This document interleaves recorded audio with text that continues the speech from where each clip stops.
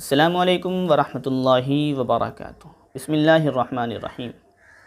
میرے محترم دوستوں، جس طریقے سے آپ سب کو معلوم ہے کہ پچھلی ویڈیو میں ہم نے آپ صلی اللہ علیہ وسلم کے چوتھے نکاح کا تذکرہ کیا تھا کہ آپ صلی اللہ علیہ وسلم کا چوتھا نکاح کن سے ہوا اور کن حالات میں ہوا تھا۔ اب اس ویڈیو میں ہم آپ صلی اللہ علیہ وسلم کے پانچویں نکاح کا تذکرہ کریں گے کہ آپ صلی اللہ علیہ وسلم کا پانچواں نکاح کن سے ہوا اور کن حالات میں ہوا تھا۔ حضرت ام سلمہ رضی اللہ تعالی عنہ، ان کا اصلی نام ہند تھا اور ام سلمہ ان کا لقب تھا اور یہ اپنے لقب سے ہی مشہور ہو گئیں۔ حضرت ام سلمہ رضی اللہ تعالی عنہ کے والد محترم کا نام حذیفہ تھا اور ان کی والدہ کا نام عاتکہ بنت عامر تھا۔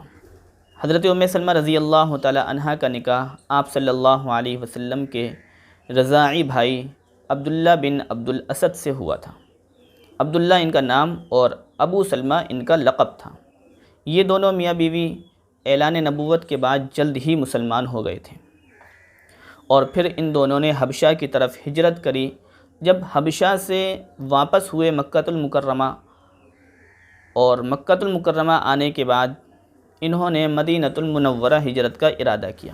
جب حضرت ابو سلمہ رضی اللہ تعالیٰ عنہ نے مدینۃ المنورہ جانے کا ارادہ کیا تو اونٹ پر کجاوا باندھا اور کجاوا باندھ کر بیوی حضرت ام سلمہ رضی اللہ تعالیٰ عنہ کو اور اپنے فرزند سلمہ کو کجاوے پر سوار کیا۔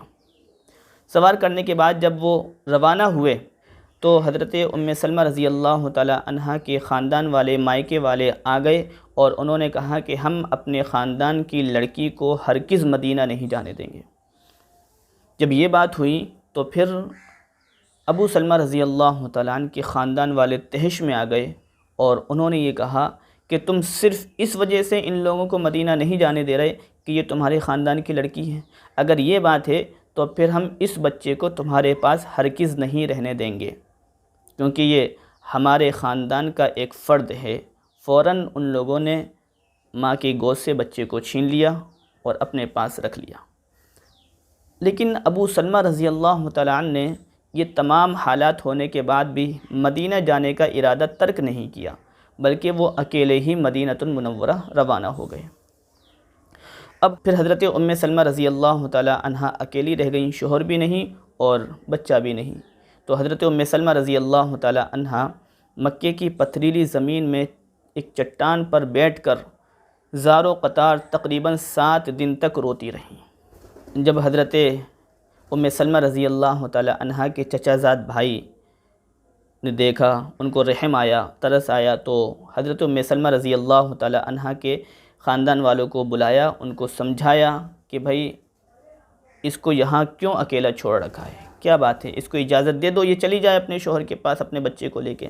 خیر ان لوگوں کے بات سمجھ میں آئی اور ان لوگوں نے جانے کی اجازت دے دی۔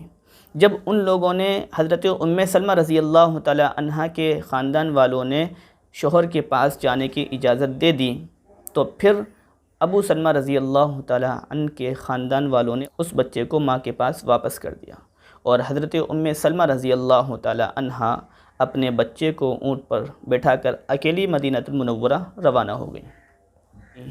اس طریقے سے وہ مدینۃ المنورہ اپنے شوہر کے پاس پہنچ گئیں اور وہاں پہنچنے کے بعد انہوں نے عافیت کے ساتھ اپنے شوہر کے ساتھ زندگی گزاری۔